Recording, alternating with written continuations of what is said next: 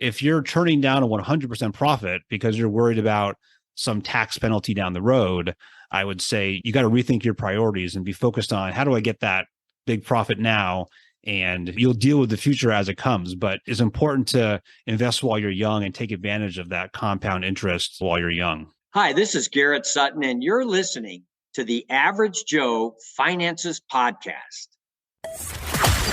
Welcome to the Average Joe Finances Podcast. Are you trying to get out of debt, invest, or just not sure where to start? Then this is the place for you. We discuss different ways to get out of the rat race and build your wealth. Join us on this wild ride to financial freedom.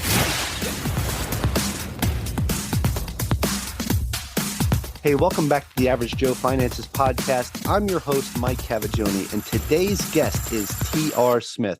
So, TR, I am super excited to have this conversation with you today. The last time we tried to do this, we had some technical difficulties on my end here. My internet just completely died out on me. It was really bad, but I'm glad we were able to reschedule this and make it happen. So thank you again for taking the time to talk with me today. Thank you, Mike. Yeah, I'm excited to be here. Yeah, absolutely. Hey, I'm going to kick things off the same way I kick off every episode. And we want to know more about you. So if you could share a little bit about yourself, share your story. Who is T.R Smith? Yeah, thanks for that. And I just put my new book out, Paychecks and Profits.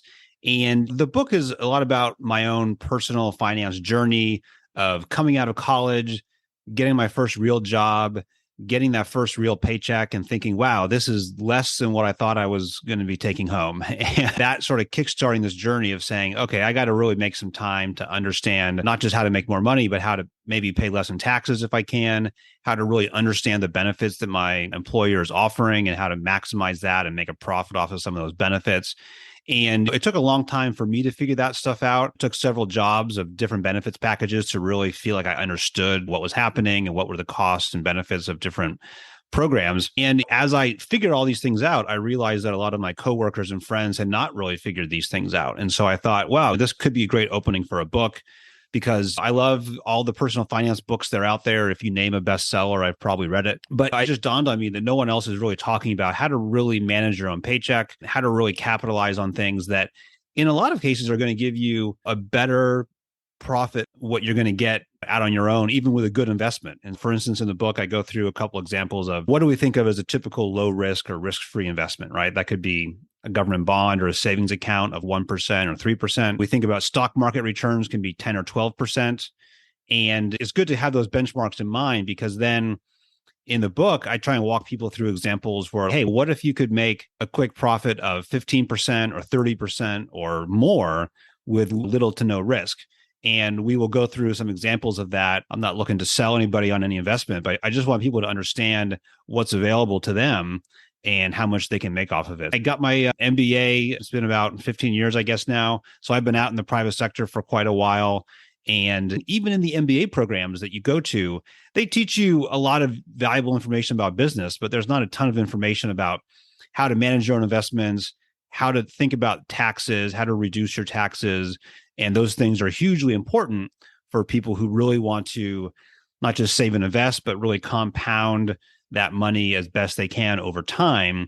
And there's just so many things available to people that the data tells us they're not taking advantage of it. And I hope that with my book and with this podcast, we'll reach more people who can now take advantage of more of that stuff. Yeah, TR, I really appreciate that. And because I found myself in a spot while I was still in the Navy that I was sitting in this financial seminar that they had offered us at this resiliency retreat that I was at.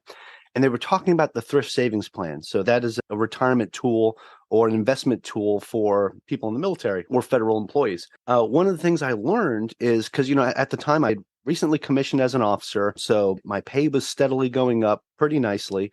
And I was getting myself into a new tax bracket, right? And then I learned that I can actually put more into my traditional thrift savings plan to lower my income, to put me back into that lower tax bracket while I'm still investing that money. And I'm like, okay, this is pretty cool. There's like little tips and tricks like that you can do to lower that tax burden. Because I think everybody gets that initial shell shock when you get your first job and you're like, oh, I make this much per hour. I worked this many hours this week. I should be getting this. And then you open up that paycheck and you're like, what? Everybody gets that shell shock. But Uncle Sam's going to take their cut. Any way that you can reduce, and it's not anything illegal or anything. It's working the tax code that's put in place to help people be relieved of that burden. So I definitely appreciate that. Now, can we dive a little bit more into, you had mentioned like how to manage your paycheck. Can we talk about that a little bit? Yeah, absolutely. Part of it is just understanding the basics of the taxes. And to go to your example of like people getting bumped up into different tax rates, even someone who makes $50,000 per year, for instance, they're paying about 22% federal income tax on that. And then if you layer in Social Security, Medicare tax, it's a little bit more than 7.5%. So we'll round up and call it 8%. So just those two combined is about 30% of every dollar you earn, or at least on a marginal basis, meaning the first X number of dollars you earn might be at a lower tax rate, but then now you're making above a certain threshold, you're paying 22% plus payroll tax. That's about 30%. And that is a lot, right? So anything you can do that saves you 30% on those dollars is huge, because we just talked about the stock market, that might give you 10 or 12%. But if you can make 30% just by understanding, in your case, maybe it was the TSP, or we'll go through some more examples here in a minute, but anything you can do to reduce that is helpful. And I give an example in the book, or a quote in the book. I say, the IRS is your frenemy. Okay. And I think most people are familiar with that term, but basically it means you typically have someone in your life who's like kind of a friend, but an enemy at the same time. It could be a coworker or even a sibling, someone who's just in your life and you have to deal with them. I think of the IRS as the same way, right? Nobody loves paying tons of money in taxes, but if you begin to understand the little loopholes and the little tips and tricks of, okay, if I reduce my taxable income and I do jump through certain hoops, I'm going to come out better on the other side. And that's, of course, a big part of how a lot of wealthy people make their money. They are able to, whether it's real estate investing or other things that they do, they're able to find these little avenues, filtering their money and just paying a lot less in taxes. And that's a big factor in growing your wealth over time. Yeah, definitely. It's one of the things that I do to lower my tax burden is invest in real estate as well. Okay, so you said you wanted to go through a couple of these strategies. So I definitely would love to talk about that. What are some of the things that you do besides real estate, right? Because I talk about that all the time on the podcast. But what are some other ways to do that? Yeah, and maybe at the tail end, we can get into a little bit of real estate talk. But yeah, most of my book is about, so let's go through some of the basic stuff here. So 401k plan, right? A lot of people, roughly half of all workers are just not participating in their employer's 401k plans. And the vast majority of those are plans that offer some kind of match on the employee contribution, which effectively means people are turning down free money, which is one of the craziest things, right? So with a good plan, you're going to get a dollar for dollar match up to a certain point. So if you contribute 5% of your income, a lot of employers will match that dollar for dollar, or they'll match the first 3%, and then maybe it's half of what you contribute, meaning like 50 cents on the dollar of what you contribute up to a certain point.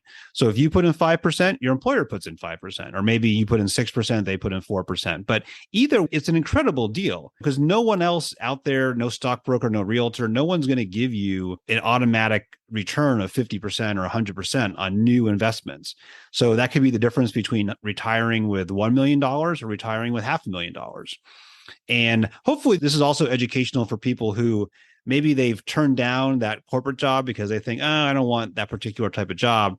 And that might be okay, but they should also understand, what are they actually giving up in terms of that? What am I not taking advantage of in terms of that 401k match and the other programs that we'll talk about in a minute?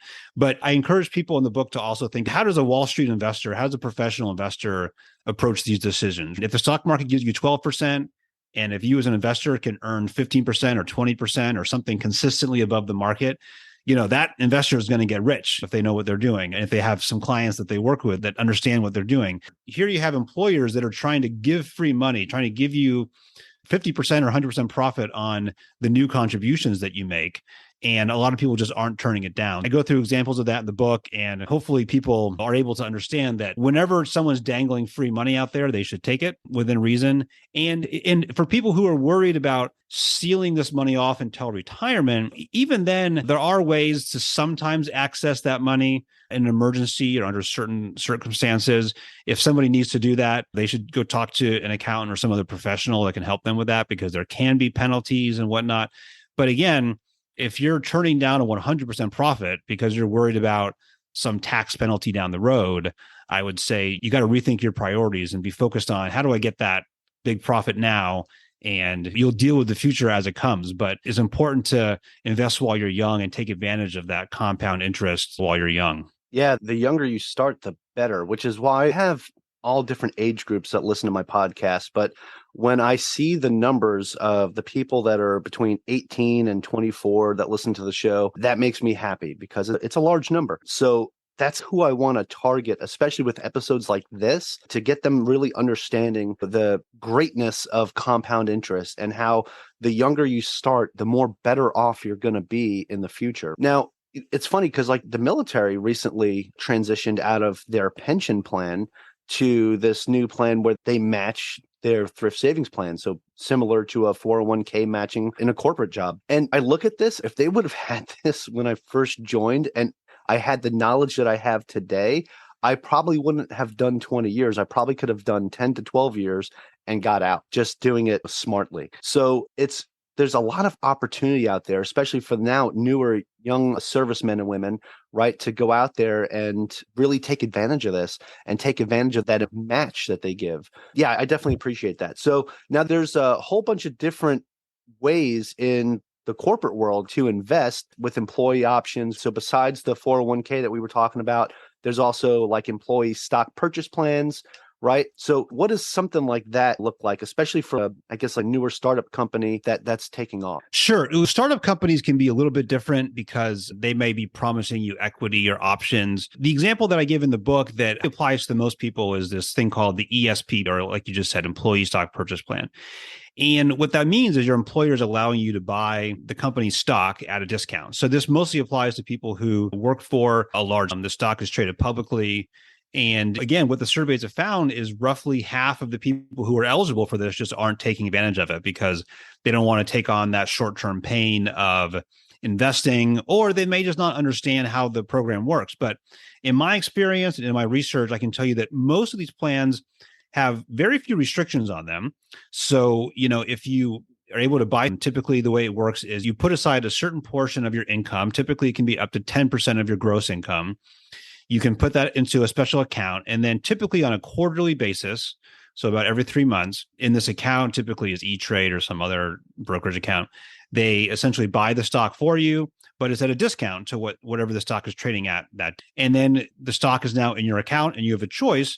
Do you want to just sell the stock and say, I'm out and take your profit, or do you want to hold on to it? And the sort of generic advice I give to people in the book is, look, don't be afraid to just take the money and run, because you're not if they're not requiring a holding period, they're just giving you an amazing profit. So going back to that example of what do you expect on a typical investment, maybe 10 or 12% on the stock market. But if you can get 15% in a quarter, again, that's better than what anyone out there can promise you. It's a really great return on your investment. And if you think about, if I can just set aside this money and kind of just cycle through it every quarter, you're talking on an annualized basis, it's more like 60% or even 70% in some cases, where people are making that profit, again, with very little risk. You always want to be careful not to say, oh, there's no risk at all. You could buy the stock and the stock could go down that day. But if they're offering you 5%, 10%, 15% discount, the odds are pretty unlikely that you're going to get hit, that hard where you would lose money on the transaction. And even if it did, God forbid, happen like that one quarter, there's still the next quarter and the next quarter after that. So for people who are eligible for this, it's a great program. And the ESP, of all the programs I talk about in my book, in a way, the ESP is almost my favorite because in my experience in most of these programs, it comes with the fewest strings attached, right? It's not just set aside for retirement. It's not just set aside for healthcare spending or something like that. It's literally stock that you can sell, and now the cash is yours again. Not sure if you've come across that in the past, but I can tell you there are millions of people that are eligible for this, and a lot of them are just not taking advantage of it. No, I definitely have not. I served 20 years in the Navy. That was not really an option for us, and can't really buy stock in the Navy. But however, this does remind me. So my kids started watching The Simpsons, right? So I've been sitting down and watching it with them as they go through a couple of the seasons.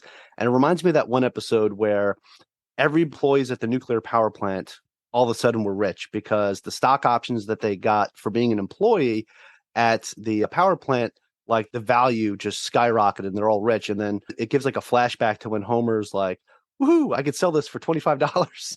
Right. And then all of a sudden they see the news and everything and say, oh, yeah, if you own this portion of the nuclear power plant, congratulations, you're a millionaire. And Marge and the family and everybody's all excited. And then Homer's like, no. Yeah. So a lot of times, so that example that you gave earlier where they say after they purchase the stock and you can turn around and sell it right away, or you can turn around and hold on to it.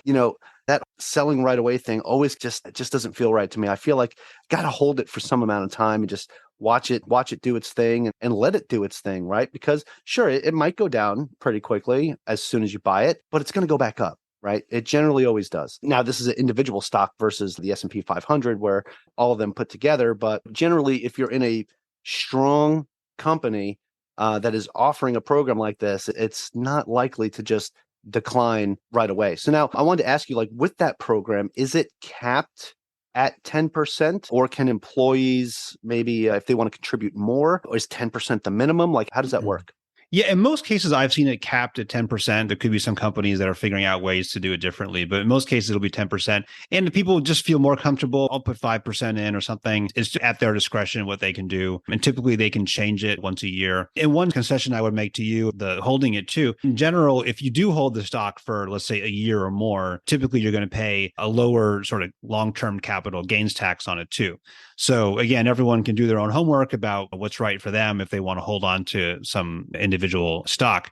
But certainly it is true. If you feel like it's a good investment and you want to hold on to it, then you might pay a lower tax rate down the road. And again, it's up to that employee to think, okay, if this is a 10% chunk of my money, do I need that to live off of, or do I not need to live off of it on a day-to-day basis? If you can afford to just set it aside and forget it and say, hey, I'm going to wait and see if the stock goes up, that could be a good strategy. And obviously just depends on the individual risk profile at that point. Yeah. And the other thing is too, like you said, this is just like buying an individual stock. It's not like the 401k. Like you don't have to wait until you're 59 and a half to take it out or anything like that. You can cash it out at any time. Okay, cool. Now, there's some other ones I know you wanted to talk about as well. One of them being like the flexible spending account, and that could be used for healthcare, dependent care. How does that help you with your tax burden? Hey everyone, Mike with Average Joe Finances. The Real Estate Wealth Builders Conference, aka RubeCon, is on for 2023. It'll be May 4th through the 6th in Phoenix, Arizona at the Sheraton downtown. I'll be speaking again this year and I want to see you there. This year I'm doing 2 speaking events, one about growing your investor network through podcasting and the other is about investing while in the military. We have some great speakers lined up, so you don't want to miss this conference. Visit averagejoefinances.com/RubeCon, REWBCON, or the link in the notes below and use promo code Mike for discounted tickets. See you there. What's going on, everybody? So I know there's a lot of busy individuals out there like myself. I find myself sometimes struggling with time management when I'm dealing with things with my blog, my podcast, managing my social media accounts. Sometimes it can be really taxing and time consuming. So one of the things I started doing recently that has been super helpful is outsourcing some of this work to subcontractors and freelancers. And I'm doing that through a website called Fiverr. I have a link in the podcast description below that will take you to Fiverr and give you a discount up to $100 off your first order with them. Check it out. It's been a lifesaver for me. It's been saving me a lot of time and a lot of stress, and I really think it could do the same for you. Check out the link below or go to www.averagejoefinances.com/Fiverr, Fiverr. Let's get back to today's episode. Yeah, there's a couple of different FSA type programs. So let's talk about the healthcare FSA first. So I think in the introduction there, I was alluding to marginal tax rate. So let's go through an example just again so people can think about what marginal tax bracket they're in. And they can go on the IRS website and just see what is my highest marginal tax bracket. But let's say the average worker is making somewhere around $50,000. Again, that means they're paying about 22% in federal income tax, roughly 8% in payroll tax. So basically it's this 30% you pay in taxes. What the spending account program says is if you put dollars into this healthcare FSA, you essentially, this is money you're putting in without paying any federal income or payroll tax on it. So if you put in $100, you're getting $30 back into your pocket. which again, pretty amazing deal. For anybody, and I'll give you a quick side note. I think the first time I was eligible for this, they explained it to me is if you have certain healthcare expenses, you can use the FSA. And at the time, I thought I was pretty young and healthy at the time. And I just thought, I didn't have any healthcare expenses last year. I'm just not going to sign up for it. But what they didn't tell me was you can use this in general on your contact lenses, on your eyeglasses. You can use this for other stuff that might be on like FSAstore.com or the Amazon FSA. And I don't get paid any money by them to say that, but is good for anyone that's curious about this. Go on those websites and figure out like, what is it that I can spend these dollars on? And it's actually a huge range. It's everything from Band-Aids to, in some cases, this wouldn't be on the website, but things like IVF treatments and fertility treatments, even stuff that an insurance company might not necessarily cover. Sometimes you can still use those FSA dollars on it because it's part of the general healthcare spending. So again, I encourage everyone to do their own research to make sure that they're not going overboard. So again, 30% return. In some cases, is more. If you're a high income earner, you could be making a lot more profit in terms of the tax code. And the other thing that people should also be aware of is when you use an FSA, the expectation is that you use it or lose it, right? So if you put $1,000 into your healthcare FSA, you need to actually use those dollars in that same year. So if you have money left over, there's a chance that you could lose those funds. So people just have to be actively managing that and budgeting for it. And then also be thinking in the back of your mind, I could also maybe at the end of the year, I could go on to Amazon or some other website and just use it on FSA eligible items. And you could probably use up those dollars without too much trouble. So that's just one little thing to be aware of in terms of potential risk to you as an individual. But again, for most people, it's going to be a great return on the investment or the dollars that they're cycling through the savings account. That's great. And especially depending on your healthcare coverage too, there's a lot of things that aren't covered and that you can use these FSA dollars to cover some of those other expenses. That's pretty awesome. And the fact that you're not paying those federal taxes or Social Security taxes on it right off the bat is huge. Now, what about state taxes? Is that still going to come out? Yeah, I think it differs state by state. Okay. So some states might choose to subsidize it in that way by saying, yeah, we like the FSA program. So folks can do their own research on that. But even if you're not getting that extra state benefit, the federal benefit is pretty huge. Yeah, no, definitely. Okay. Right on. Now, what about like for dependent care? Does it still fall into the same realm or same rules, or how does that work? Yeah, pretty similar rules. Now, the FSA, going back to healthcare for a second, the cap like this year is, I believe the maximum contribution is about $2,850 for healthcare spending. What's nice about the dependent care program is the cap is typically around $5,000 for people that are eligible. So again, you're not paying taxes on that $5,000. So just using that 30% number again, it's about $1,480 in tax money back in your own pocket that you can spend. So just to go through the dependent care example, if you have a child, if you're eligible, you can fund this FSA with every paycheck that you get. You opt into the program, and then you're able to then spend those FSA dollars on whatever sort of dependent care or daycare provider you're using. So most of that would go to a daycare center or nursery school or preschool. And for most people, I think most parts of the country, you're going to spend at least $5,000 per year on that type of a program. For most people, it should be like a real slam dunk to say, wow, if I can just get this FSA for kids that are already in the program, that's going to be a huge win-win. I know, going back to my own personal story, the first year that our first child was born, I didn't even realize that this program existed. It's one of those weaknesses of companies that sometimes don't sell these programs all that well, because you might have one of those orientation meetings on your first day of the job or your first week on the job, and somebody tells you about this program. Oh, by the way, we have a dependent care FSA program, right? And if you're young and single and no kids, or even if you're married and you don't have kids, you're thinking, my brain does not need to hold on to that information, right? This is not, I got too much to worry about. And then sadly, nobody reminded me, flash forward a year from then, and nobody bothered to remind me, oh, hey, you can sign up for this program now. So I went a whole year. So I lost out on like at least $1,000 of tax savings. But obviously, once I figured it out, I signed up again. So this is my message to the world, that don't make the same mistake that I did and really focus on these benefits. Yeah, that's fantastic. Yeah, because it's funny because it reminds me of every time I transferred to a new command in the Navy, right? We always have this indoctrination where you learn about the command, you learn about the different programs and everything that's going on. But it's that little orientation that you get, and then that's it. There is no reminders. There is no hey, I know a year ago we talked about A, B, C, and D. Here's your reminder that you can still do this. But yeah, you don't see that. And then the thing is too, like the way you described it is it's kind of like a wave top. They'll say, oh yeah, we have this program, but they don't explain it in depth. Because if they actually sat down and talked about it in depth and you're sitting there thinking, I am married and I do plan on having kids, maybe I should do this, right? Maybe this is something I should keep in my back pocket. But when they only give you like that, hey, we have this program, you're like, yeah, okay, what a dependent program, cool. I'll worry about it when I have a dependent.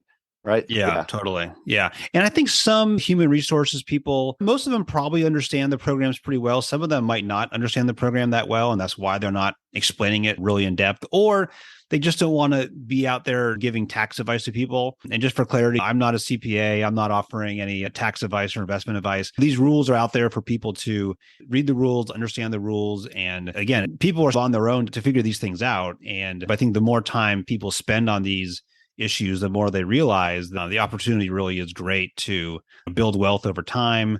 And even if you're not looking to build wealth, you just want to save on your taxes and then spend that money, no one's going to stop you from doing that either. So definitely people should be focused on these things. Yeah, 100%. I want to talk about the final one that you mentioned in your book, and that's the health savings account and how this could be used as a triple tax advantage. So if you could explain that to us, how that works. Yeah. So the HSA, and I think this is sometimes where it gets confusing. I think sometimes people, they hear all these abbreviations and it becomes an alphabet soup, right? So the FSA that we just talked about is basically typically designed to work with most health insurance programs for whatever you might need to spend your money on. The HSA is a different program set up for people who are participating in like a high deductible health plan, or they call it an HDHP, just to give people more alphabet soup to keep track of. But if you're on a high deductible health plan, there's a good chance you're eligible for an HSA or a health savings account. And it provides, like you just said, a triple tax advantage, which means that you can put money in. So your contributions are tax-free, which is great. The money grows every year without any kind of taxation on the annual growth. And the third part of it is then you're able to withdraw the money without paying taxes. And that's a little bit different from some 401k plans where maybe you get the tax benefit up front, but you're going to pay for it down the road because eventually you'll get taxed on the withdrawal. But just putting that aside, so, the HSA, when you withdraw the money from the HSA, it's meant to be used for eligible health expenses, right? So doctor bills, prescription drugs, and all those sort of routine things. So right now, the people signing up for the HSA tend to be wealthier individuals that want to take advantage of the compound growth and the tax benefit. But certainly there are a lot of lower income people that are eligible for it. In a lot of cases, you don't even need to necessarily have an employer plan. You could be self-employed. And depending on where you live and the type of plan you have, you could be on this as a self-employed person too. So it's great if you can invest the money and set it aside. There's also no requirement that you wait to use the dollars. So similar to the FSA, if you're just saying, look, I think I'm going to have $500 or $1,000 of health expense this year, I can put the money in and then I can still pull it out that same year. So it's a similar benefit in that regard, but it does offer a little bit of a superior benefit just in terms of the long-term growth. People are able to keep the money in the plan. It rolls over year to year. There's no use it or lose it provision on the HSA. And so for people that are comfortable with that, they may already be on the high deductible plan, then that's going to be good. And the other benefit of the high deductible healthcare plan is that you are typically going to have lower monthly premiums. So you're paying less on your paycheck every week, but then just be aware of the pros and cons that if you do get stuck with like a big hospital bill, for instance, your deductible is generally going to be higher, hence the name, and you may have to pay more out of pocket that year. So again, go into this with your eyes open. But again, for people who are not expecting those big bills or that they know they can pay out of pocket up to a certain point, this could provide another nice benefit to them. Yeah, absolutely. It's like another good tax blanket, right? Because if you have a good idea, there's routine things and you know that you got to pay a deductible or a certain fee that's not going to be covered by your insurance, and you can kind of book that out and know how much you're going to be paying that year, just putting that into the HSA and not paying taxes on that. That's fantastic. That's and right. You're not getting hit when you take it out. So that's right. Yeah, I love that. Okay, awesome. Hey, TR, this has been phenomenal information. I'm really happy that you were able to share that with us. I'd like to transition this into something that we call the final round. It's where I'm going to ask you the same 4 questions that I ask everybody that comes on the show. So if you're ready to go, we will get that party started. Okay, that's great. All right, right on. The first question is, What's the biggest mistake you've ever made in investing? Biggest mistake I would say is not aggressive enough when I was younger in terms of investing. And the other thing that goes along with that is don't sell when the market's down, which I think a lot of us have made some version of that mistake when we were younger. I know when you're young and you manage to scrape together some amount of money, maybe you have $20,000 and you wake up and one day it's worth $10,000 and you think the world's ending. I'd say, look, just remember your long-term plan, try to have investments that you don't have to tap into in the short term and just plan to ride that out. The last 10 or 20 years have been a roller coaster for a lot of investors, but hopefully everyone gets the message there to don't be overly conservative when you're young. This is a chance to invest in stocks that when you have a longer time horizon and try to, and if you do sell when the market's down and you make a mistake by doing that, to try to learn that lesson and then don't repeat the lesson as you get older. Yeah, absolutely. I appreciate that transparency. I think that is a very common answer that I hear a lot is that a lot of people wish that they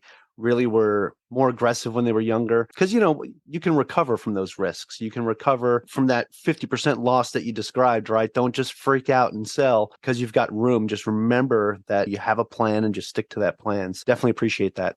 All right. So this next question kind of ties into that last one, TR.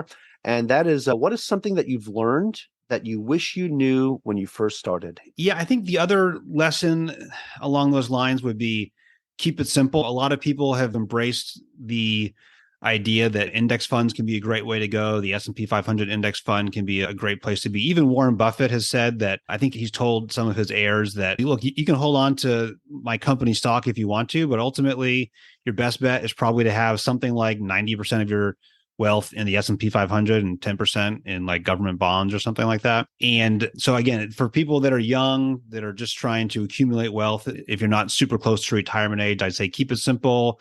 Look at those index funds, keep money in there for the long haul. And the other sort of lesson that goes along with that is don't be too focused on picking individual stocks. It's tempting to do it. And I'm not saying that nobody should ever do it, but don't fool yourself into thinking that you're going to pick 10 stocks every year and they're going to outperform the market. If you can, that's great. Maybe you should get a job on Wall Street and be paid $1 million a year. But for most investors, it's very difficult to outsmart the market in that way. Yeah, absolutely. Definitely appreciate that. You shouldn't sit here and try to time the market. And keeping it simple, I like that acronym KISS, keep it simple, stupid, because I tell myself that all the time.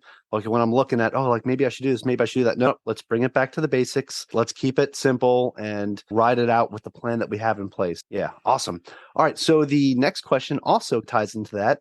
And that's going to be, do you have any tips or tricks that you would recommend to someone that is just getting started today? Yeah. So just staying on the theme of my book, obviously there's a lot of great advice that's out there. Your podcast is great and whatnot, but just staying on the theme of my book, I would say that really set aside some time to understand your benefits, understand the tax code. It's not the most exciting thing. It's probably not as exciting as reading about cryptocurrency and NFTs and stuff like that. I'm sure that stuff can be really exciting to learn about. My hope is that the content that I'm putting out there will become like foundational knowledge, right? In the same way that people talk about the value of your 401k and your IRA and compound growth, that the next conversation is, oh, by the way, understand your benefits. So that means make friends with somebody in the HR office that can explain all these benefits to you. Make friends with a coworker that's been there for a while that can explain what these benefits really mean or how not to get burned by some restriction on the plan. So that's the advice that I would give for people that are just starting out now. Yeah, that's fantastic. Great advice. All right, TR, I'm going to ask you this last question and preface it with besides your own, because we've been talking about your book this whole time, and it is a fantastic book. But besides your own, do you have a favorite business, investing, or real estate related book or podcast or both? Yeah, for people that want just a really good foundation on books about money, Tony Robbins has put out a few different books about money. And even if you don't think Tony Robbins is like the most amazing individual person, I think his books are pretty solid because they just give a lot of excellent knowledge about how to ride out the storms of the market ups and downs. So I think his first one was called Money Master the Game. He had a shorter one he put out called Unshakable. That was really good too. And the other book that's not tied to investing, but it just tied back to business in general. There's a book called The Common Path to Uncommon Success. And for anyone that's trying to start a business or going into content creation, I think there's a lot of great practical advice in there for people to focus on. Yeah, no, those are great recommendations. Definitely appreciate that. Okay.